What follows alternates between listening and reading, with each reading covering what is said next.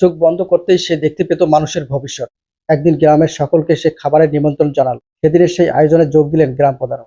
মেয়েটি তাকে নিয়ে গেলেন নিজের কক্ষে। গ্রাম প্রধান অনুরোধ করলেন তার ভবিষ্যৎ দেখার জন্য। মেয়েটি এক টুকরো কাগজ ও কলম নিয়ে এলো।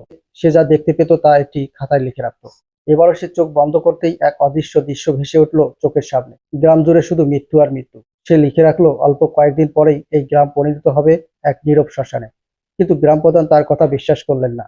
তিনি বললেন, আমার নিজের ভবিষ্যৎ বলো। মেয়েটি তার হাত স্পর্শ করে দেখলো, তারপর খাতায় লিখে দিল একটি মাটির কলসি তার কারণে ভেঙে যাবে। গ্রাম প্রধান হেসে উড়িয়ে দিল কথাগুলো, কিন্তু ঠিক তখনই তার হাত ঘুরে গিয়ে পাশে রাখা একটি মাটির কলসি ভেঙে পড়ল। গ্রাম প্রধান ভয়ে কাঁপতে লাগলো, যদি সত্যি মেয়েটির বলা ভবিষ্যৎ বাস্তব হয়। পরের দিন গ্রামের কিছু লোক রাস্তা দিয়ে হাঁটছিল। হঠাৎ এক যুবক পিছন থেকে অদ্ভুত শব্দ শুনতে পেয়ে তাকাতেই কেউ তাকে আক্রমণ করে হত্যা করলো।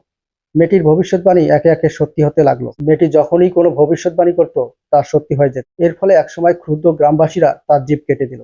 এরপর থেকে সে মন্দিরের পাশে ভিক্ষা করে দিন কাটাতে লাগলো। সেই রাতে গ্রাম প্রধান মনে মনে খুশি ছিলেন, কারণ মেয়েটির ভবিষ্যৎবাণী এবার মিথ্যা হবে বলে তার মনে হচ্ছিল।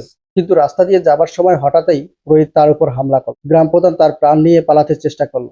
এমন সময় সেখানে উপস্থিত হলো মেয়েটির দেবর।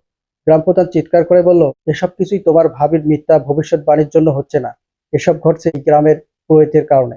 কথাটি শুনে দেবর রেগে গিয়ে গ্রাম প্রধানের উপর হামলা করলো এবং তাকে সেখানে হত্যা করলো। সেও ছিল পুরোহিতের দলের একজন। পুরোহিত বলল, এখন তোমার ভাবির ব্যবস্থা নিতে হবে। আমি এদিকে দেখছি তুমি মৃতদেহ গ্রাম মাথায় ফেলে আসো। অন্যদিকে মেয়েটি দেবরের কথা শুনে আতঙ্কে নিজের মেখে নিয়ে চলে গেলেন একটি কুয়ার পাশে। দেবর গ্রামের লোকজনকে নিয়ে সেখানে হাজির হলো এবং ভাবির বিরুদ্ধে মিথ্যা অভিযোগ তুলল।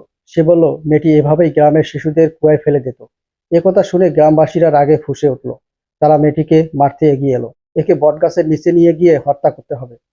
পরের দিন তাকে বটগাছের নিচে নিয়ে যাওয়া হলো। গ্রামের সবাই মিলে পাথর ছুঁড়তে শুরু করলো। অবশেষে একের পর এক পাথরের আঘাতে মৃত্যু হলো অদৃষ্টদর্শী সেই মেয়েটির।